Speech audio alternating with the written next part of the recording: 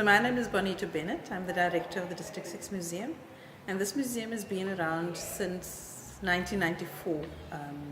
We celebrate a birthday on the 10th of December 1994, and it's a museum that's dedicated to working with the memory of the displaced community that was forced out of District 6, and it's also a community that was very well connected, or used the Van Kalker studio, should I say, very much in the time when they were living in the community known as District 6. But we've also found that people continued, even when they were displaced from District 6, when they were dispersed to the Cape Flats and to different areas, that people continued to come back. They loved the Van Kalker studio for different reasons. They liked the way that he made them look on the photographs.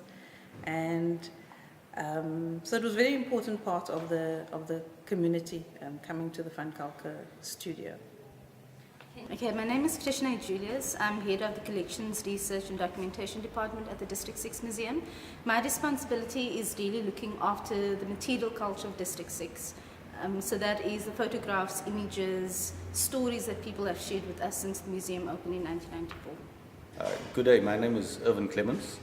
I'm the owner of Van Kalker Studios, based in Cape Town.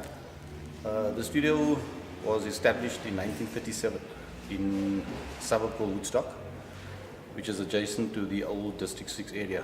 So my hope is that I'm really interested in, and this is kind of both personal and institutional, the relationship of that studio and the photographs to the community when it was at its heyday, and the kind of vibrant time of District 6. That would be in the 1960s, 1950s even, and then how in the 1970s and 1980s how people continued to return to come and take the photographs at the studio, even though they were not living in the area anymore. So I'm hoping that, for me, that's almost the interesting part of the digitization process, because I'm sure many of the people who were photographed between 1950 and say 1980, when District 6 was really almost completely destroyed, a lot of them are still alive, and it would be great to hear their stories.